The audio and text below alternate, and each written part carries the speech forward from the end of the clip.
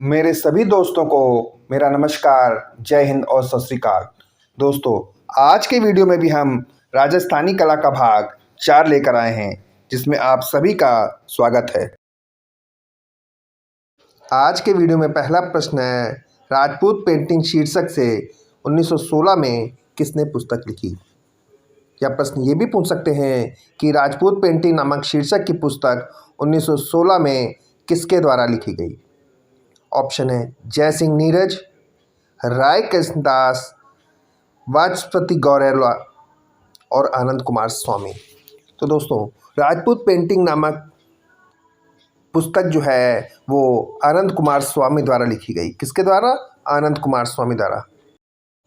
अगला प्रश्न दोस्तों, चित्रकार अली रज़ा, हामिद, रुकमुद्दीन, रामलाल किस चित्रकला शैली से संबंधित हैं या किस चित्रकला शैली के चित्रकार हैं? ऑप्शन है बीकानेर शैली, जयपुर शैली, जोधपुर शैली और बूंदी शैली। तो दोस्तों, अली रज़ा, हामिद और रुकमुद्दीन जो है ये बीकानेर शैली से संबंधित चित्रकार हैं या बीकानेर शैली के चित्रकार माने जाते हैं। अगला प्रश्न है, कवि एवं चित्रकार नागरिक दास के रूप में कौन प्रसिद्ध था?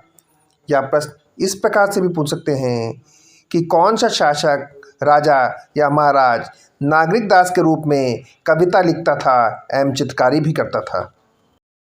ऑप्शन है राजा कृष्णदेव, राजा वृंदावन दास, राजा सावन सिंह और राणा कुंभा। तो दोस्तों, इनमें से जो सावन सिंह शासक थे वे नागरिक दास के नाम से कविता लिखते एवं चित्रकारी भी करते थे। हम ये भी कह सकते हैं कि राजा सावन सिंह का एक उपनाम नागरी दास था।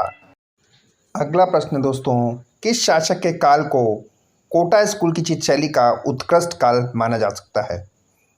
प्रश्न एक बार फिर से देखिए, किस शासक के काल को कोटा स्कूल की चित्र शैली का उत्कृष्ट काल माना जा सकता है? ऑप्शन है महाराजा शत्रुसाल सिंह, महाराजा किशोर सिंह, महाराजा उम्मेद सिंह प्रथम और महाराजा शत्रुसाल सिंह द्वितीय।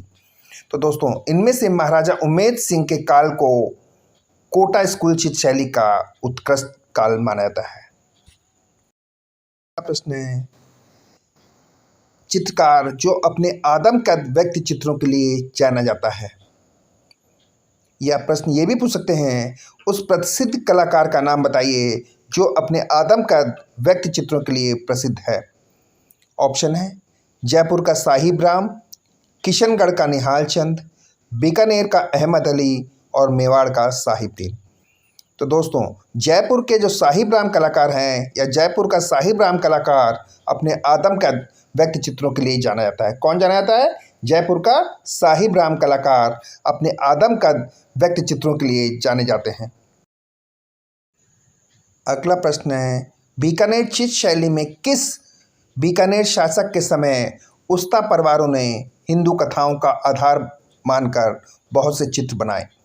प्रश्न एक बार फिर से देख लीजिए, बीकानेर चित्र शैली में किस बीकानेर शासक के समय उस्ता परिवारों ने हिंदू कथाओं को आधार मानकर बहुत से चित्र बनाए?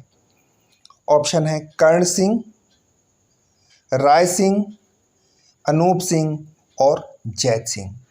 तो दोस्तों, बीकानेर शैली के अंतर्गत अनूप सिंह के शासनकाल में बहुत से उस्ता परिवारों ने हिंदू कथाओं को आधार मानकर चित्र बनवाए। अगला प्रश्न है, कोटा के किस शासक के काल से शिकार के दृश्य कोटा चित्रकला शैली की विशेषता बन गई?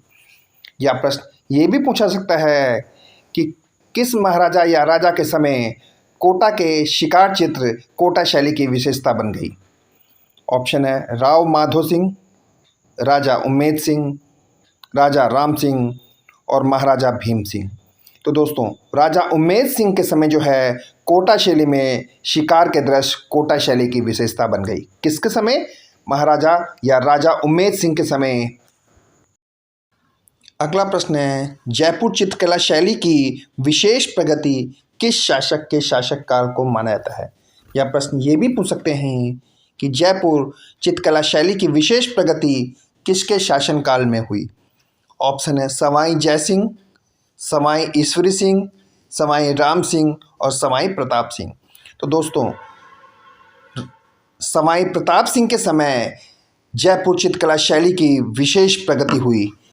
अगला प्रश्न है, महरसर प्रसिद्ध है या महरसर किस लिए प्रसिद्ध है या महरसर किस लिए जाना जाता है।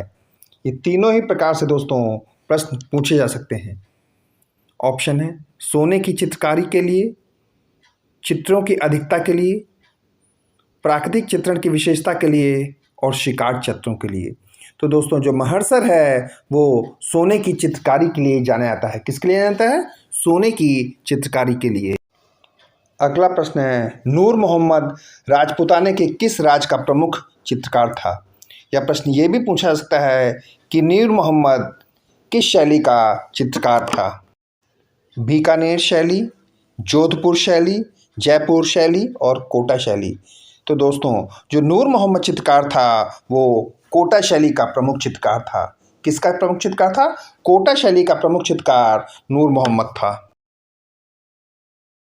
अगला प्रश्न दोस्तों, लघु चित्रकारी या मिनिएचर पेंटिंग की कला को भारत भूमि पर सर्वप्रथम किसने पेश किया या किसके द्वारा पेश किया गया।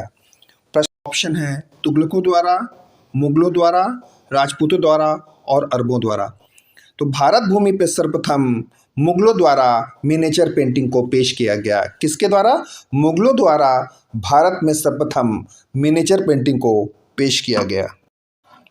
अगला प्रश्न दोस्तों, राजस्थान की डैश पेंटिंग रागों और रागनियों की सचित्र व्याख्या है। ऑप्शन है गीत गोविंद, रागमाला, रसवंजी और रसिकप्रिया। तो दोस्तों, राजस्थान की रागमाला पेंटिंग रागों और रागनियों की सचित्र व्याख्या है। कौन सी? रागमाला जो पेंटिंग है वो राग और रागनियों की सचित्र व्याख्या है। अगला प्रश्न है, राजस्थान की निम्नलिखित में से किस चित्र शैली में ब्रश का उपयोग नहीं किया जाता है। यह केवल हाथ और कपड़े का उपयोग होता है या इसमें केवल हाथ और कपड़े का उपयोग होता है। या प्रश्न ये भी पूछ सकते हैं कि इनमें से किस पेंटिंग में केवल हाथ और कपड़े का प्रयोग होता है। ऑप्शन है मिनिएचर पेंटिंग, किशनगढ़ पेंटिंग, फड़ पेंटिंग और कजली पेंटिंग। तो दोस्तों, कजली पेंटिंग में केवल हाथ और कपड़े का प्रयोग किया जाता है। अगला प्रश्न है, बनी ठनी चित्र के चित्रकार का नाम बताइए। या प्रश्न ये भी पूछ सकते हैं कि बनी ठनी का चित्र किसने बनाया। ऑप्शन है अमर सिंह ने, निहाल चंद ने, मनमोहन देव ने और निर्मल देव ने। तो दोस्तों, जो बनी ठनी चित्र है इसके चित्रकार निहाल चंद हैं और ये किशनगढ़ शैली के प्रमुख चित्रकारों में गिना जाता है। किसे? निहाल चंद ने बनी ठनी का चित्रण किया और निहाल चंद को ही किशनगढ़ शैली का प्रमुख चित्रकार भी कहा जाता है। अगला प्रश्न है, विश्व प्रसिद्ध बनी ठनी मूर्ति का निर्माण किसके द्वारा किया गया। या बनी ठनी मूर्ति का निर्माण किस कलाकार ने किया। ऑप्शन है अमर सिंह, निहाल चंद, अर्जुन प्रजापति और निर्मल देव। तो दोस्तों, जो बनी ठनी मूर्ति है उसका निर्माण अर्जुन प्रजापति द्वारा किया गया। किसके द्वारा? अर्जुन प्रजापति के द्वारा।